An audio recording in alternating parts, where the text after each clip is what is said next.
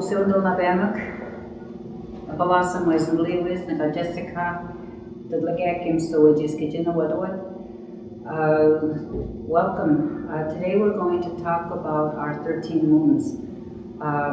When we started learning English, for some reason, one of the moons got dropped and we only go by 12 presently. But if you look at the old documentation of our language from the 1800s, Montague Chamberlain actually has the 13 moons, and these are the ones I'm going to be talking about today. And 13 moons culturally has to do with, we call the moon Nokmas Nibauset, grandmother who walks during the night. And it has to do with 28-day cycles of women. So these are the moons that are in Maliseet Passamaquoddy. The first moon is polahsomuwehs. Polahsomuwehs. It's moon of the whirling wind. Polahsomuwehs. The next moon is Kisuhs-Feather, and that literally means when the spruce tips fall. You'll actually see them fall in February. Kisuhs. And the third moon is the Kisuhs.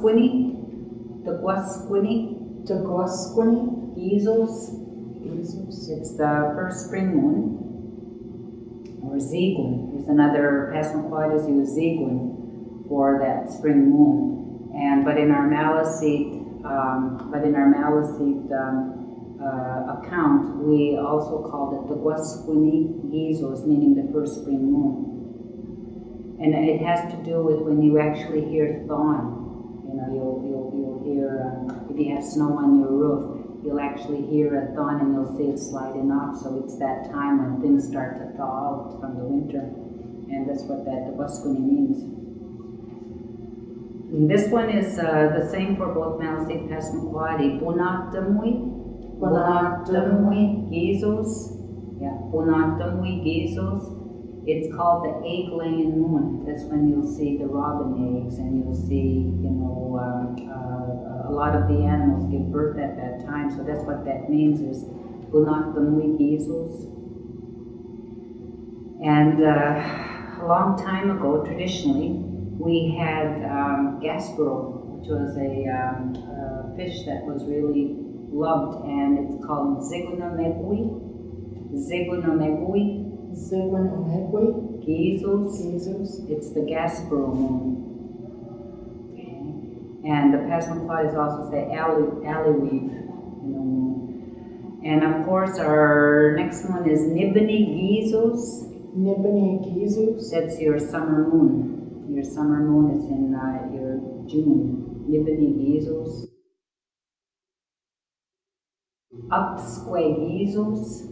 Apsge Kisuhs is, according to the old dictionary in the 1800s, which was a feather shedding moon. And you would actually start seeing the, feathers on the ground and around the trees. The Passamaquoddies in their calendar have Apsge, which means the berries are ripening. And so you'll see like when you pick strawberries and you'll see it white, then you see, in this month, they'll be red. And so that's what they're referring to. Kisuhs.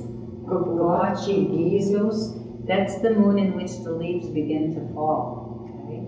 And then, of course, Passamaquoddies have it as the feather shedding moon, Apsge.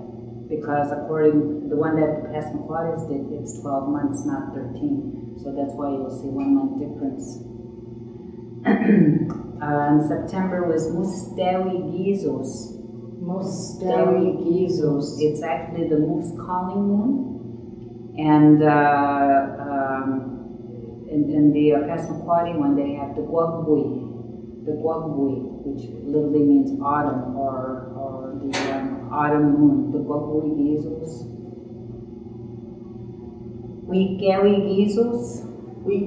Kisuhs. is when the salmon spawning moon. Okay, that's according to the old Maliseed account. And the Passamaquoddies have it as Amilgatin. which is harvest moon. That's when you're supposed to get everything out of your garden. And Goakunikewi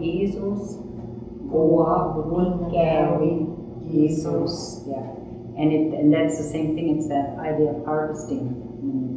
The Passamaquoddies have another version of it, and it's Galdanuket, which is the freezing moon. So you start seeing the first frost and on the medicines that you pick. And of course, the other moon is Kisulis. Kisulis, that was the original Maliseed term for the long moon, which is in December, and it has to do with the winter solstice. So Kisulis, meaning it's sacred, the long moon. And of course, another way is a frostfish moon, Unamui Kisuhs. And through the years, because of the influence of Christianity, we don't use those other ones anymore. Maybe some of the elders in 80 and up will call it Kisulis. But what we call that moon now is, because of Christianity, the moon of the midnight mass. So Nibai Emiem, Gary Kisuhs. Yeah. And so it just literally means the moon of the midnight mass, or the Christmas moon. So, and the 13th moon, now according to the dictionary, was actually, I don't even want to repeat how it was translated in the dictionary, but I call it, there's two terms, Skicinuwi, because it literally has to do with how a lot of Aboriginal people around the world think about that 13th moon. So there's lots of legends, both in Mi'kmaq, Ojibwe. Everybody has a story of a 13th moon. So that's why I call it Skicinuwi. An elder recently, though, wanted to call it Uncoy Kisuhs, meaning after all the moons have been named, we don't stop there. Unco, it's just like when we're doing numbers, a little bit more, there's one more moon after that. So it's Uncoy Kisuhs is another term which I also like to use. So those are the moons. Now seasons are also important, and so our seasons are Zigunil. Zigun is the season itself, but Il is the time of it. So we used to have an old word. We call it Zigunalsoldiven, and that's how people would greet each other after a long winter. We would say Zigunalsoldiven. And that would, instead of saying hello, how are you, would be, we survived a hard winter, didn't we? It's so good to see you. And that word isn't used as much because people are, suffering as much as they used to a long time ago. But for me, I think it's still appropriate because you still have to, you go through winter flus, there's still hardships. So I still think it's appropriate to use. So I really would like it if people would use it. So Zigunalsoldiven, and it comes from Zigun. The other one is Nibinil, and that's the season of summer. And of course the Gwagwil, and then that's your autumn moon, and then Bunil. And of course, all of these moons, we have stories of them being women. So like the spring moon is actually the youngest one, and then the summer moon is the young, youthful woman, and then the autumn season is actually the adult woman, and then the winter is the grandmother. And so each of them have gifts to teach each of us. Now, when we talk about cycles, it's important that how we did our days of the week. So we did that. Maybe you could look in the dictionary for.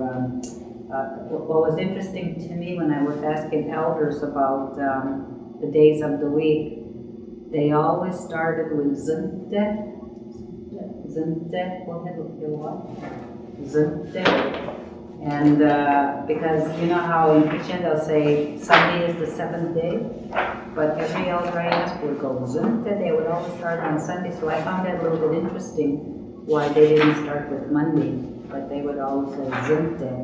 And you can tell it's English influence.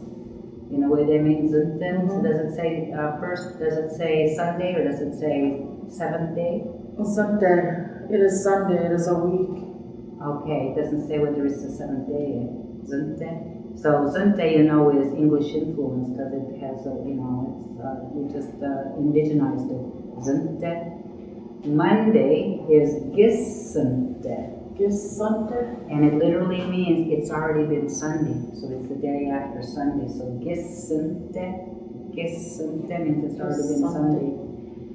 Tuesday is Nislokan. That means the second work day. Lokan is a verb that means work. So Nislokan means it's the second work day. And Wednesday is Nihilokan. Yeah, meaning it's the third work day. Which is interesting how they considered it that way. And of course Thursday is Naulokan. And Naulokan is the fourth work day. And then just when you think you've got it figured out that Friday is going to be the fifth work day, it doesn't work that way. Again, because of Christianity, the influence was, it's called Skicinuwi. Now there's two versions of that word. One version is, it was Fry Fish Day because during Lent you weren't allowed to eat meat on Fridays. And so Skicinuwi it was that frying of fish day. And all the calendars would have a fish on the calendar. And so that's one, and of course it was raw fish day. You know, there's the other, but it has to do with fish. So Skicinuwi. Saturday is Gudwasante. Meaning it's going to be Sunday soon. Gudwasante, it's going to be Sunday, so it's Saturday. And 1 week is Nekt Sunte, meaning one Sunday. So 1 week is actually one Sunday, you know. So if you had 2 weeks, it'd be Nissunte. Yeah, meaning there's 2 Sundays, so it's 2 weeks, and that's how weeks are used, you know. So let's practice the days of the week again. Zunte, Gissunte, so Niederhausen, yeah, Gissunte, Nislokan, Nihilokan, Naulokan, Skicinuwi, Gudwasante. We use that those. Now, see, just out of curiosity, see if you can find 13th moon in there. Like you probably have to go to the English side. That's what's so nice about the book. You can go to the English side to see if there's any reference there to the 13th moon.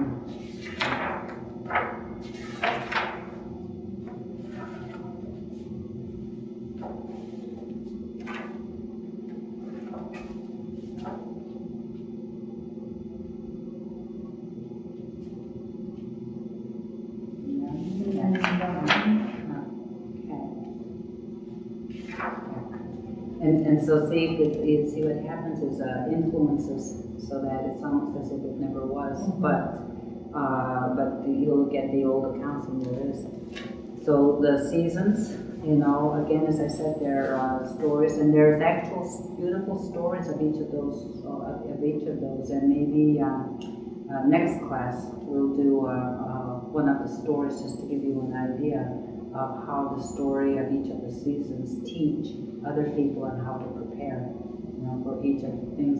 Now, the days of the after the days of the week, another cycle that's really important. People seem to think of a day as just day and night, but we have words that tell us whether it's morning, noon, evening, or night. And for morning, it's Buzzwell. And for noon, it's Basque. And then, of course, after it's past noon, then we say Gizi Basque. And then Wulawiwil. Yeah, it means evening. And then Tukuk is night. So what's really important to know that is people rush through the day, and you can just, because when we do ceremony, we do a ceremony for the morning, and then we do one at midday, one when the sun sets, and one when the night comes. And so it makes the day go faster, I think, as opposed to people thinking time's going too fast. It's because they're thinking in 2 phases as opposed to 4 phases. When you think in 4 phases, then you don't procrastinate as much. You really enjoy the day that's been gifted you because you have 4 phases and not just day and night. So it's really important to know those phases. So we'll get a story to add on to the seasons of Luna, and then we'll do that. Were we too short? Yeah. Yeah, I might have that story.